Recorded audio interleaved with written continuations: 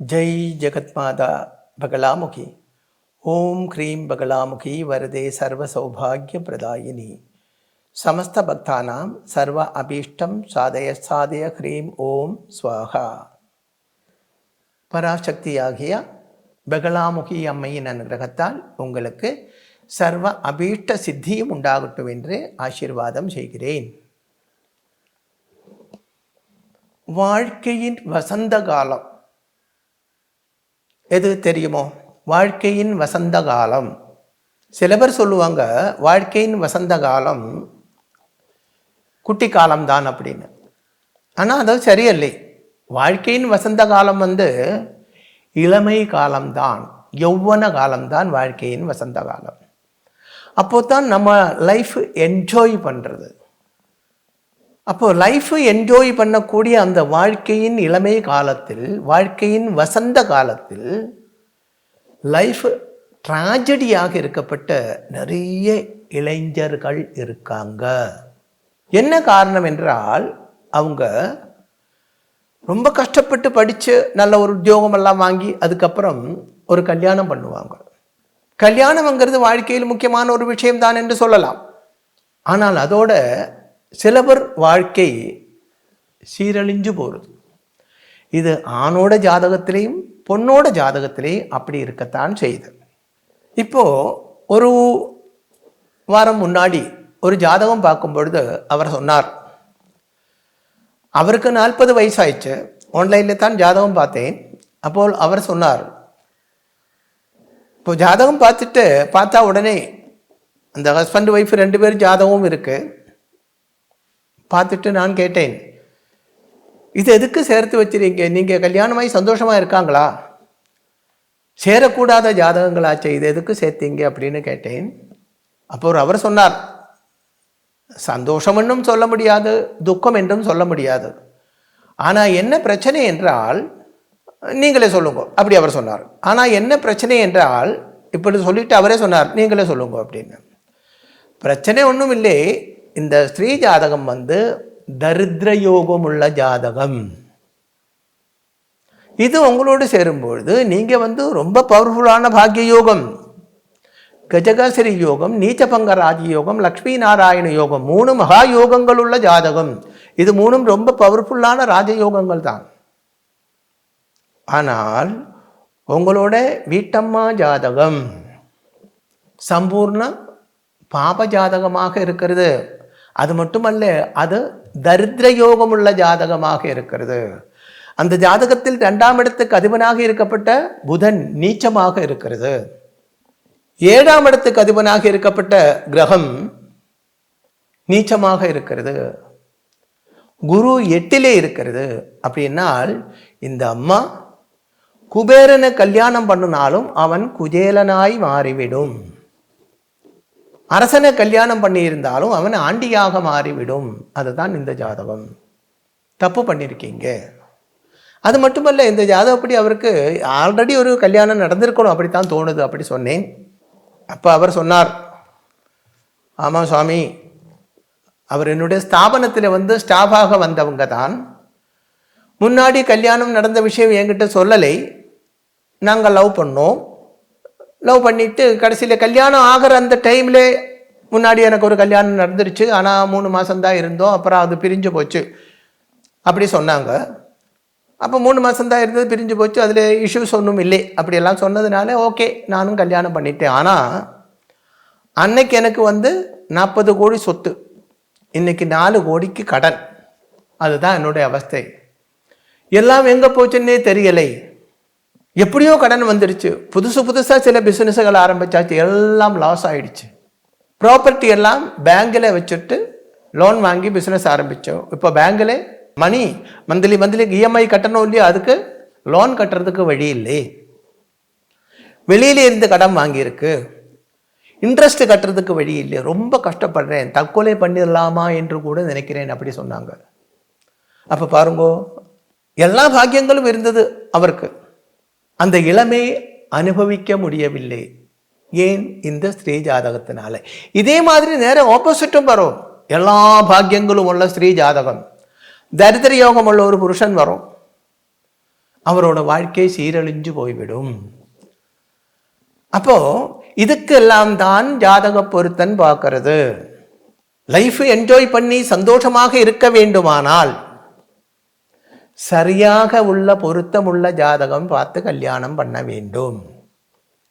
உங்களோட இப்போ நீங்கள், நான் ஒரு இது சொல்கிறேன், உங்களோட வீட்டில் நிம்மதியே இல்லை, உங்களுக்கு சந்தோஷமே இல்லை, எப்போ பார்த்தாலும் உங்களோட வீட்டம்மா என்ன சொல்லலாம், உங்களை டார்ச்சர் பண்ணிகிட்டே இருக்கு அப்படின்னா கண்டிப்பாக பாருங்கோ, உங்களோட 6ஆம் இடம், ஜாதகத்தோட 6ஆம் இடம் தான் அந்த அம்மாவுக்கு லக்னமாக இருக்கும். அப்படின்னா இந்த அம்மா முன் ஜென்மத்தில் உள்ள உங்களோட எனிமின்னு அர்த்தம். இது நேர ஆப்போசிட்டாகவும் இருக்கும். சிலவங்க வீட்டம்மாவை ரொம்ப டார்ச்சர் பண்ணிட்டு இருப்பாங்க. சந்தேகம் இல்லை, அந்த அம்மா ஜாதகத்திலே 7ஆம் இடத்துக்கு அதிபனாக இருக்கப்பட்ட கிரகம் 6ஆம் பாவாதிபனாக இருக்கும். அப்படின்னா இந்த அம்மாவோட முன்ஜென்மத்தில் உள்ள எனிமி தான் ஹஸ்பண்டாக வந்திருக்கிறது அப்படின்னு அர்த்தம். அதே மாதிரி 7ஆம் பாவாதிபன் 8ல் இருந்தால், 7ஆம் இடம் மங்கல்யஸ்தானம், அது 8ஆம் இடத்துல இருந்தால் அவருக்கு மனைவியாக வரப்பட்டவள் யாரோ, இல்லை அந்த பொண்ணுக்கு ஹஸ்பண்டாக வரப்பட்டவன் யாரோ, அவன் வாழ்க்கையில் எல்லா காலத்தை எதிர்நீச்சல் அடிக்கப்பட்டவனாக இருக்கும், வாழ்க்கையில் முன்னுக்கு வராதவனாக இருக்கும், கஷ்ட நஷ்டங்கள் அனுபவிக்கக்கூடியவனாக இருக்கும், லீகல் ப்ராப்ளம் ஃபேஸ் பண்ண வேண்டியதாக இருக்கும், சில நேரத்தில் ஜெயில்வாசம் வரைக்கும் உண்டாகும். அதே மாதிரி 12ஆம் இடத்துல இருந்தால் அப்படித்தான், 6ஆம் இடத்துல இருந்தால் ரோகியாக இருக்கும், சிலவருக்கு ஆயுசுக்கே தோஷம் இருக்கும். அப்போ இந்த மாதிரி விஷயங்கள் எல்லாம் பொருத்தம் பார்க்கும்போது சரியாகவே ஒரு ஆச்சாரியன்கிட்ட கொண்டு கொடுத்தா தான் இந்த மாதிரி விஷயங்கள் எல்லாம் பார்ப்பாங்க. இல்லாமல் பஞ்சாங்கம் பார்த்துட்டு அதில் ராசி பொருத்தம், ராசி ஆதிப பொருத்தம், வச்சிய பொருத்தம், மகேந்திர பொருத்தம் அப்படின்னு 10 பொருத்தம் கொடுத்துருப்பாங்க. விவாக பொருத்தம் அப்படின்னு, கல்யாண பொருத்தம். அது பார்த்துட்டு பொருத்தம் இருக்குன்னு சொல்லி கல்யாணம் பண்ணியாச்சுன்னா அது உண்மையான பொருத்தம் அல்ல. அப்போ நீங்கள் கேட்பீங்க, அது எதுக்கு அப்படி கொடுத்துருக்கு அப்படின்னு.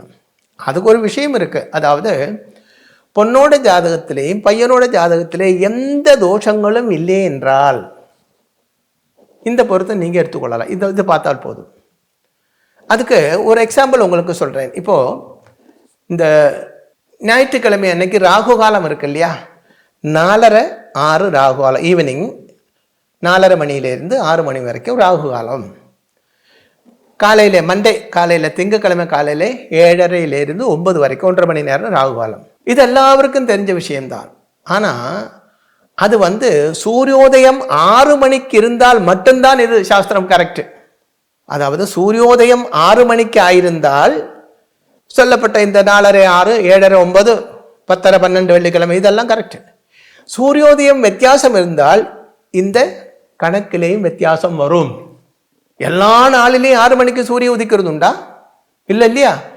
5:45 உதிக்கிறது உண்டு, 5:50 உதிக்கிறது உண்டு, 6:05 உண்டு, 6:10 உண்டு, 6:15 உண்டு. இப்படி சூரியனோட அந்த ஏற்றக்குறத்தில் பேஸ் பண்ணி இந்த டைமில் நம்ம மாற்றம் வருத்த வேண்டும். இல்லை சூரியன் 6:15 மணிக்கு சூரிய உதயம்னு வச்சுக்கோங்களேன், 6:15 மணிக்கு சூரிய உதயம், 7:30 9 ராகு காலம். நீங்கள் அதை பேஸ் பண்ணித்தான் நீங்கள் ட்ராவல் பண்ணுறதுன்னா கண்டிப்பாக ராகு காலத்தில் தான் நீங்கள் ட்ராவல் பண்ணுறது. அப்போ இது நம்ம பார்க்க வேண்டும். இது பார்த்து அந்த ராகு காலத்தை கரெக்ட் பண்ணி எடுக்க வேண்டும். அதுபோல் கரெக்டாக எந்த தோஷமும் இல்லை என்றால், ஆணுக்கும் பொண்ணுக்கும் ஜாதகப்படி எந்த தோஷமும் இல்லை என்றால் இந்த நட்சத்திர பொருத்தம் வச்சு கல்யாணம் பண்ணலாம். ஆனால் அப்படி இருக்கப்பட்ட ஜாதகம் 100ல் 1 கூட இருக்காது. ரொம்ப ரேர் ஜாதகங்கள் தான். அப்போ புருஷ ஜாதகத்தில் என்ன தோஷம் இருந்தோ அதுக்கு ஈக்குவலாக உள்ள பரிகாரம் ஸ்திரீ ஜாதகத்தில் இருக்க வேண்டும்.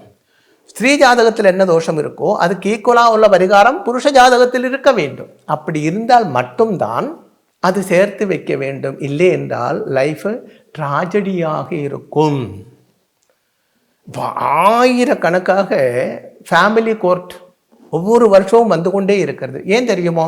ஃபேமிலி கோர்ட்டில் நடக்கிறதெல்லாம் டிவோர்ஸ் கேஸு தான். அதில் 90% லவ் பண்ணி கல்யாணம் பண்ணப்பட்டவங்க தான் டிவோர்ஸ் கேஸுக்கு போகிறாங்க. நான் என்ன சொல்கிறேன், உங்களுக்கு ஒரு அட்வைஸ் சொல்கிறேன். உங்களுக்கு பிடிக்கலையா, பரஸ்பரம் தமிழ் பிடிக்கலையா, சந்தோஷமாக பிரிஞ்சு போயிருங்களே. கோர்ட்டு கேஸுன்னு போய் வருஷக்கணக்காக அங்கே லைஃப் ஸ்பாயில் பண்ணாதீங்க. அப்படி போனால் வருஷக்கணக்காகும். எனக்கு தெரிஞ்ச ஒரு ஆள் வந்து 15 வருஷ காலமாக டிவோர்ஸ் கேஸ் நடக்கிறது. அந்த ஜாதகம் உங்கள்கிட்ட காட்டிட்டு அதை பற்றி சொல்லலாம்னு இருக்கேன். 15 வருஷமா டிவோர்ஸ் கேஸ் நடக்கிறது. எவ்வளவு மூடத்தரமான செயல் பாருங்கோ. அந்த பையனுக்கும் இளமை நஷ்டமாகிறது, பொண்ணுக்கும் இளமை நஷ்டமாகிறது. யாருக்கு எங்க நஷ்டமாகிறது? அப்போ என்ன பண்ணணும்? அப்படி வந்தாச்சா 2 பேர் வீட்டுக்காரும் ஒன்று சேர்ந்து பேசி சந்தோஷமா பிரிஞ்சு போயிடணும். அவன் வேற கல்யாணம் பண்ணணும், இவளுக்கு வேற கல்யாணம் பண்ணணும். வாழ்க்கை ஒரு வட்டம்தான். அதே சந்தோஷமா வாழ வேண்டும், என்ஜாய் பண்ணி வாழ வேண்டும். நான் பொதுவாக எல்லா ஆண்களும் என்ன பார்ப்பாங்கன்னு, பெண்களை விட ஆண்கள் அதிகமாக பார்க்கும். எனக்கு வரப்பட்ட பொண்ணு ரொம்ப அழகாக இருக்கணும், எல்லாரும் பார்த்தாலும் பார்த்து ஆசைப்படணும், அப்படித்தான் எல்லா ஆணும் நினைப்ப கேல்குலேஷன் பண்ணுறது. ஆனால் அவரிடம் நான் ஒரு அட்வைஸ் சொல்கிறேன்.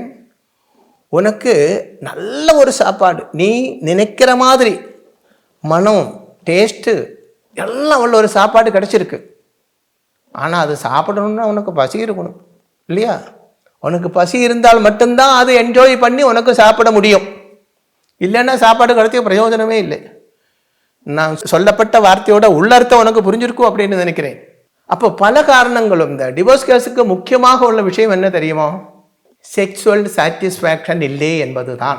அங்கத்தான் இந்த டிவோர்ஸ் கேஸ் நடக்கிறதுக்கு முக்கியம். அதோடைய ஆணிக்கல் அங்கத்தான்.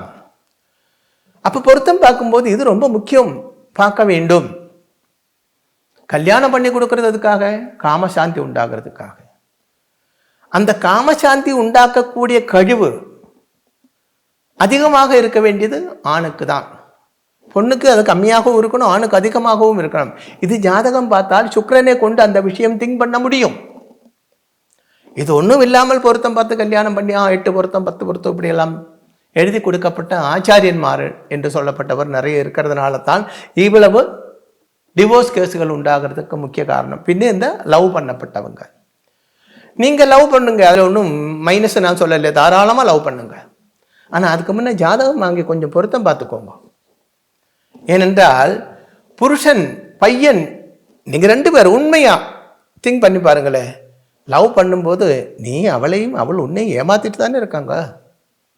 சொல்றதெல்லாம் போய் எல்லாம் நாடகம், அதுதானே. நீ என்ன நினைக்கிற என்றால் அவளுக்கு இது புரியாதுன்னு நினைக்கிற, அவளும் இதை தான் பண்ணிட்டு இருக்கு. 2 பேரும் பரஸ்பரம் நடிக்கிறாங்க. ஒரு கல்யாணம் ஆகி ஒரு ரூமுக்குள்ள, ஒரு வீட்டுக்குள்ள, ஒரு ரூமுக்குள்ள ஒன்று சேர்ந்து வாழும்போது என்ன ஆகும்? இந்த பொய்முகம் ஒன்றுன்னா அழிஞ்சு விழுந்துடும், உண்மையான சுபாவம் வெளியில வந்துடும், பிரச்சனை ஆரம்பிக்கும். அப்போ உண்மையான சுபாவம் என்ன என்று தெரிய வேண்டுமானால் ஜாதகம் பார்த்தா தான் தெரியும். 100%. இது பாருங்க, பழைய காலங்களில் எல்லாம் நீங்கள் எங்கேயாவது கேள்விப்பட்டிருக்கீங்களா டிவோர்ஸ் கேஸ் அப்படின்னு? இல்லை, ரொம்ப ரொம்ப ரொம்ப ரேர். நீங்கள் உங்கள் அப்பா அம்மா கிட்ட, உங்கள் பேரண்ட்ஸு கிட்ட, தாத்தா பாட்டி கிட்ட எல்லாம் கேட்டு பாருங்களேன். அந்த காலத்தில் இதெல்லாம் கிடையாது. ஆனால் அவங்க எல்லாம் எவ்வளோ சந்தோஷமாக வாழ்ந்தாங்க தெரியுமோ? அப்போ இதுக்கு என்ன எல்லாம் காரணம் என்ன என்றால், இப்போ மனுஷனில் நன்மையை விட திண்மைதான் அதிகமாக இருக்கிறது. சொல்றதெல்லாம் பொய், எல்லாம் நடிப்பு தான். அப்போ இந்த நாடகங்கள் வந்து நமது வாழ்க்கையின் வசந்த காலத்தை வறண்ட காலமாக, கோடை காலமாக மாற்றுறது. வாழ்க்கையை என்ஜாய் பண்ண வேண்டும், சந்தோஷமாக வாழ வேண்டும். சந்தோஷமாக வாழ வேண்டுமானால் என்ன எல்லாம் இருக்க வேண்டும்? ஆரம்பத்தில் சொல்ல மாதிரி அல்ல, ஆயுசு ஆரோக்கியம் தனம் பாக்கியம் அதல்லே.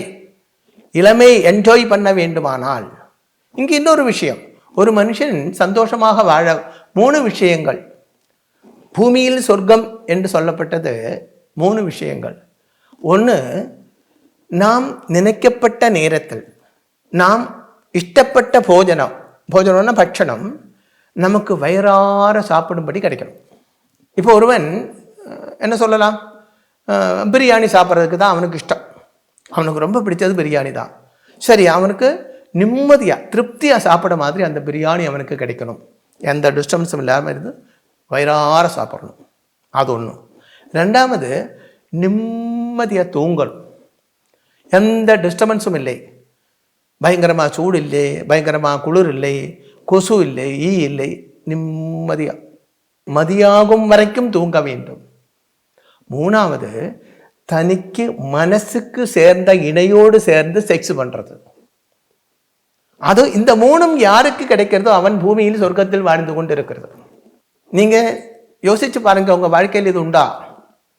ஆரம்பத்தில் உள்ள ரெண்டும் ஒரு 80% ஆளுகளுக்கும் கிடைக்கும். மூணாவது சொல்லப்பட்டது 90% ஆளுகளும் நாடகம் தான் நடத்திட்டு இருக்காங்க.